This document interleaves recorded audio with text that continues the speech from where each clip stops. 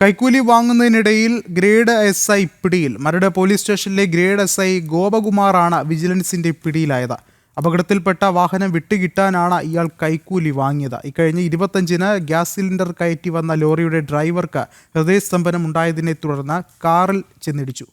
കൂടുതൽ വിവരങ്ങളുമായി രേഷ്മ ബാബു ചേർന്നുണ്ട്. രേഷ്മ, എപ്പോഴാണ് ഇയാൾ പിടിയിലാകുന്നത്?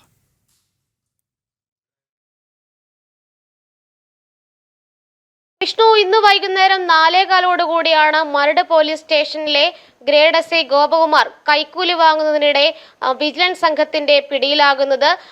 ഈ വാഹന അപകടവുമായി ബന്ധപ്പെട്ട് ഒരു വാഹനം വിട്ടുകിട്ടാനായിട്ട് 10,000 രൂപ നൽകണമെന്ന് ഉടമയോട് ആവശ്യപ്പെട്ടിരുന്നു. ഉടമ ഈ കൈക്കൂലി നൽകാനായിട്ട് കൊണ്ടുവരുന്നതിന് മുൻപ് തന്നെ ഇക്കാര്യം വിജിലൻസിനെ അറിയിച്ചു. വിജിലൻസ് ഒരുക്കിയ കെണിയിലാണ് ഗ്രേഡ് SI ഗോപകുമാർ വീണത്. പോലീസ് സ്റ്റേഷൻ പരിസരത്ത് നിന്നും ഈ 10,000 രൂപ വാങ്ങുന്നതിനിടെ വിജിലൻസ് സംഘം കയ്യോടെ പിടികൂടുകയായിരുന്നു. ഈ സംഭവത്തിന്റെ പശ്ചാത്തലം എന്ന് പറയുന്നത്, ഇക്കഴിഞ്ഞ ഓഗസ്റ്റ് 25-ാം തീയതി ഗ്യാസ് സിലിണ്ടർ കയറ്റി വന്ന ഒരു ലോറി, അതിന്റെ ഡ്രൈവർക്ക് ഹൃദയസ്തംഭനം ഉണ്ടായതിനെ തുടർന്ന് നിയന്ത്രണം വിട്ട് ഒരു കാറിൽ ചെന്നിടിക്കുകയും പോസ്റ്റിലിടിക്കുകയും ചെയ്തു. ഇതിനെ തുടർന്ന് ഈ വാഹനം പോലീസിന്റെ കസ്റ്റഡിയിലായിരുന്നു. ഈ വാഹനം വിട്ടുകിട്ടാനായിട്ട് MVDയുടെ അടക്കം പരിശോധന നടത്തിയതിന്റെ ക്ലിയറൻസ് സർട്ടിഫിക്കറ്റ് അടക്കം ഉടമയ്ക്ക് ലഭിച്ചിരുന്നു. തുടർന്ന് SI ഗോപകുമാറിനെ ബന്ധപ്പെട്ട സമയത്ത് വാഹനം വിട്ടു നൽകണമെങ്കിൽ 10,000 രൂപ നൽകണമെന്നുള്ളതായിരുന്നു SIയുടെ ആവശ്യം.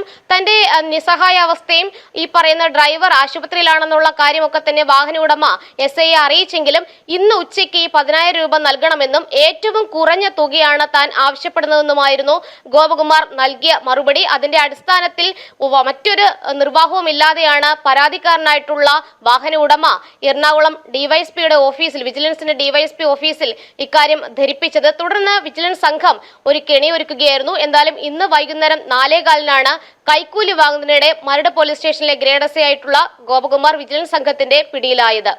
വിഷ്ണു. ശരി, രേഷ്മയാണ് വിവരങ്ങൾ നൽകിയത്.